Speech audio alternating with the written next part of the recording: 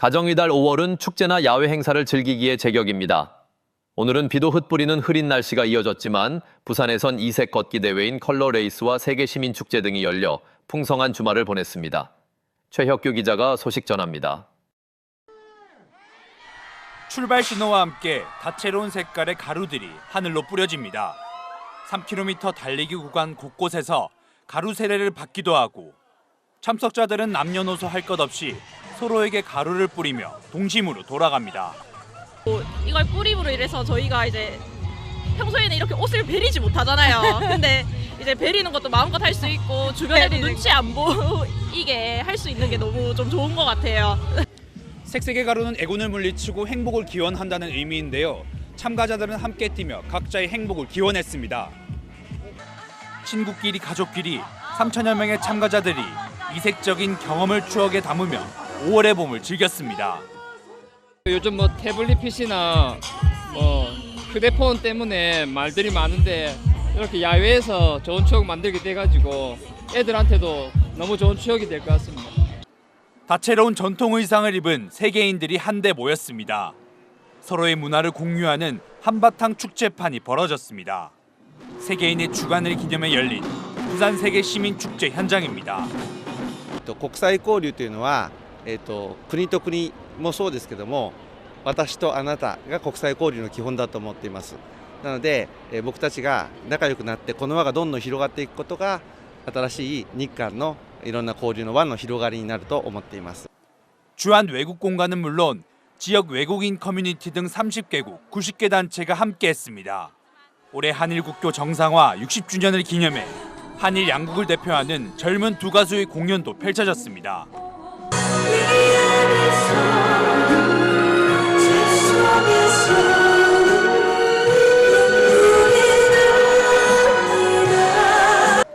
내일까지 영화의 전당에서는 영화 속 세계 시민 이야기 행사와 무료 영화 관람도 이어집니다. KNN 최혁규입니다. 경남 의령 출신 독립운동가인 백산 안희재 선생의 정신을 계승하기 위한 백산 나라사랑 너른마당이 의령의 문을 열었습니다. KNN 다큐멘터리 등을 통해 재조명되는 백산 선생의 생애와 정신이 너른마당을 통해 확산될 것으로 기대됩니다. 안영기 기자입니다. 독립운동에 자신의 삶을 바친 백산 안희재 선생을 기리기 위한 백산 나라사랑 너른마당이 문을 열었습니다. 백산 안희재 선생은 경남 의령 출신으로 일제강점기 부산에서 당시 국내 최대 기업인 백산무역을 경영했습니다. 만주에 발해농장을 꾸려 조선인에게 삶의 터전까지 마련했지만 모진 고문으로 만주 감옥에서 생을 마감했습니다. 안희재 선생 서거 80여 년 만에 마련된 백산 나라사랑 너른마당은 그의 정신과 발자취를 한데 담고 있습니다. 부산에 있는 기념관의 내용보다도 더 충실한 내용들이 많이 전시되어 있기 때문에 독립 정신을 우리 국민들이나 나아가서 국민들에게 홍보를 깊이 이렇게 해. 국비와 도비 등 50억 원이 투입된 너른마당은 전시와 체험, 교육을 위한 숙박시설까지 갖추고 있습니다.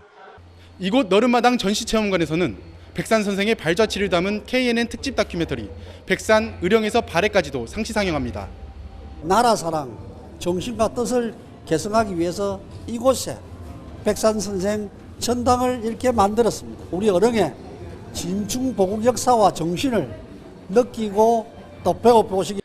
경남 의령에서 부산을 거쳐 만주까지 독립을 위해 한 몸 바친 백산 안희재 선생의 생애와 업적을 새롭게 조명하기 위한 작업이 부산 경남을 중심으로 계속되고 있습니다. KNN 안영기입니다.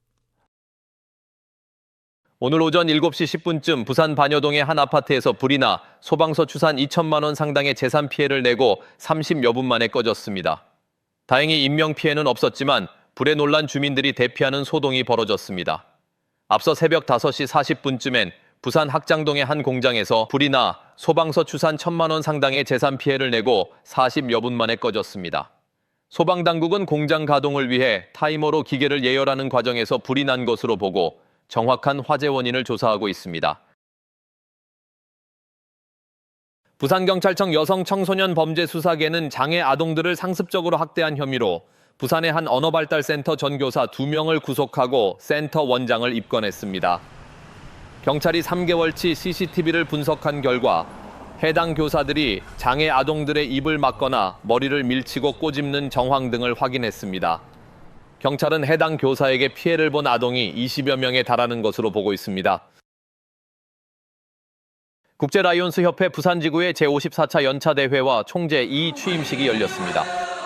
오늘 연차대회에서는 지난 1년간 협회를 성공적으로 이끈 조홍재 총재가 물러나고 김용권 신임 총재가 취임해 앞으로 1년 동안 부산지구를 이끌게 됐습니다. 더불어 제18회 라이온스 봉사대상 시상식도 열렸습니다.